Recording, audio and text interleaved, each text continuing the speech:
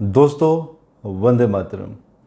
इस समय यूक्रेन एवं रशिया के मध्य जो स्थिति बनी हुई है, विश्व युद्ध की संभावना को नकारा नहीं जा सकता। आज हम ज्योतिषीय विश्लेषण भी करेंगे कि क्या ऐसी पॉसिबिलिटीज़ दिखाई देती हैं कि रशिया यूक्रेन के ऊपर युद्ध थोपेगा और यूक्रेन जो कि रशिया का पार्ट था उसको फिर से अपने देश में मिलाने की कोशिशें करेगा। क्योंकि जो हालात हैं, जो हम मीडिया में न्यूज़ भी देख रहे हैं, जो न्यूज़ दिखाई जा रही है, वो तो यही कहती है कि within a week time कोई बहुत बड़े युद्ध की आगाज़ दिखाई देती है। इससे पहले कि हम ज्योतिषीय विश्लेषण में आगे बढ़ें, कुछ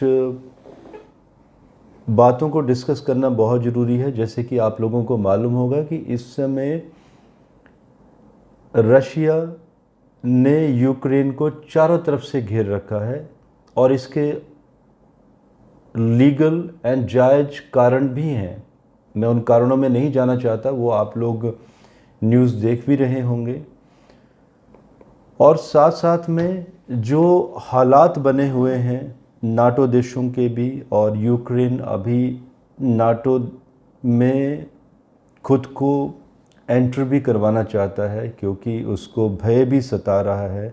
यहाँ पे एक क्वेश्चन आता है कि अगर यूक्रेन अगर नाटो देशों में एंटर हो भी जाता है तो क्या बाकी देश साथ देंगे? दोस्तों, यहाँ पर हमें ये नहीं भूलना चाहिए कि ये जो महाशक्तियाँ होती हैं, समझौते बनते हैं और बिगड़ते हैं, लेकिन महाशक्तियों से युद्ध करना कोई आसान बात नहीं है। एक एग्जाम्पल ले लीजिए बहुत पुराना, उस समय भी समझौते बहुत बड़े बड़े थे। ये उस वक्त की बात है जब यूएस ने जापान के ऊपर हाइड्रोजन बम फेंका था। समझौते तो उस समय भी हुए थे। और अब जो बॉर्डर की स्थिति बनी हुई है करंट समय की, रशिया बहुत ज़्यादा हावी हो चुका है यूक्रेन के ऊपर। एंड साथ में अगर हम बाइडेन की बात करें तो बाइडेन जो कि चाइना प्रो हैं, रूस को एंड चाइना को खुश करने के लिए बाइडेन ने जो अपने युद्ध पोत हैं वो चाइना की तरफ उनका मूवमेंट भी शुरू कर दिया है। कहीं ना कहीं यहाँ पर यूएस चाइना को खुश करने की कोशिशें कर रहा है। और यहाँ पे एक मेन पॉइंट है कि ये जो युद्ध पोत यूएस के गए हैं वो हमारे ही समुंदर यूज़ किया गया है, हमारा सी, हमारा एरिया, जिसके लिए परमिशन नहीं ली गई थी। ये 2 दिन पुरानी बात है। आज 4 नवंबर है, ये 2 नवंबर की बात है, जो कि इंटरनेशनल लॉज के अगेंस्ट है। हम ज्योतिषीय विश्लेषण स्टार्ट करते हैं यूक्रेन का। यूक्रेन की कुंडली समय आप देख पा रहे हैं, ये वो वक्त है जब यूक्रेन बना था, जब युद्ध हुआ था, सोवियत संघ के टुकड़े हुए थे। ये देश भी प्रभाव में आया था। इस समय गुरु की महादशा जो कि अगस्त 2013 से चली हुई है। गुरु इस कुंडली में बेशक मारक हैं, लेकिन अपनी स्वराशि से केंद्र में चले गए हैं। अष्टम स्थान में जाने का मतलब है कि हिडन बेनिफिट्स भी रहेंगे और कुछ हर्डल्स भी रहेंगी। केतु का अंतर स्टार्ट हुआ है और जो कि जुलाई 2020 से 14 जून 2021 तक रहेगा। तो हम यही वो समय है जब हम विश्लेषण करेंगे। केतु इस कुंडली में छठे घर में चले गए हैं, मिथुन राशि के केतु हैं।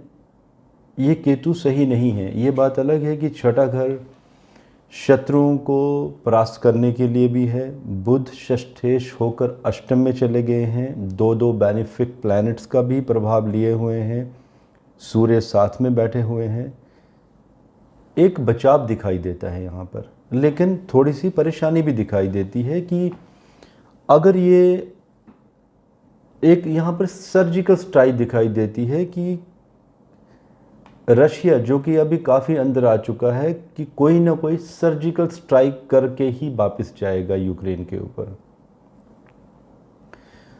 दोस्तों, अगर इस समय युद्ध होता है तो ये विश्व युद्ध का रूप ले लेगा। और अगर हम प्लानिटरी पोजीशंस की भी अगर गणना करें तो ये वो वक्त नहीं है जो विश्व युद्ध की आगाज़ दिखाई देती है। वो पॉसिबिलिटीज़ बनेंगी 14 सितंबर के बाद, 2021 की मैं बात कर रहा हूँ। लेकिन इस बात से भी नकारा नहीं जा सकता कि रशिया अगर अंदर आ चुका है तो कुछ करके नहीं जाएगा, क्योंकि व्लादिमीर पुतिन, उनकी एक हिस्ट्री रही है, केजीबी के एजेंट रह चुके हैं वो। और जो भी कोई नया सदस्य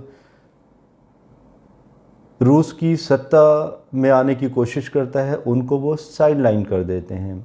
व्लादिमीर पुतिन के ऊपर भी मैं एक डिटेल वीडियो देने वाला हूँ कि एक तो जो उनको पार्किंसन का रोग है तो कब तक वो सत्ता में रहेंगे, इसके ऊपर डिटेल में एक विश्लेषण जरूर करेंगे हम लोग। सो ये इंडिकेशन दिखाई देते हैं कि यहाँ पर एक सर्जिकल स्ट्राइक होगी और बाकी देशों को बीच में बचाव के लिए नहीं आना पड़ेगा, समझौते हो जाएंगे बीच में ही।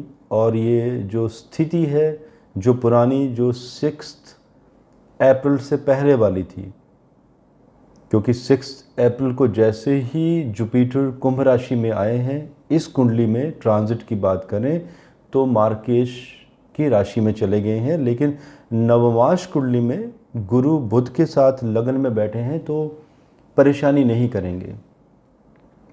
सो परेशानियां रहेंगी यूक्रेन के ऊपर। रिपीटेडली मैं कहना चाहता हूं कि सर्जिकल स्ट्राइक दिखाई देती है और ये कहीं ना कहीं समझौता यहाँ पर होगा।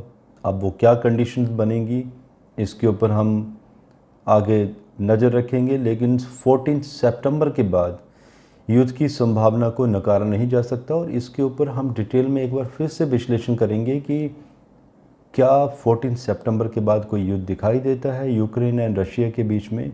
अगेन दोस्तों, अगर युद्ध कोई भी होता है दो कंट्रीज़ के बीच में तो वो जो स्थिति बनी है, जो समझौते हुए हैं, वो विश्व युद्ध का रूप ले लेगा। और कोविड की जो स्थिति बनी हुई है, इस समय कोई भी कंट्री युद्ध एफोर्ड नहीं कर सकती। मैंने एक वार सीरीज़ भी दी थी बहुत पहले, जिसमें as per the astrological calculations मैंने बताया था कि क्या क्या होगा, कैसे कैसे होगा। लेकिन जो ज्योतिष को समझते हैं वो ये भी समझते हैं कि देश काल पात्र, ये 3 चीज़ें भी अप्लाई होती हैं कि अगर युद्ध की संभावना बनी हुई है तो कोविड से बड़ा युद्ध कोई नहीं हो सकता। पूरी दुनिया इस वायरस से फाइट कर रही है तो ये एक विश्व युद्ध से कम तो वैसे भी नहीं है।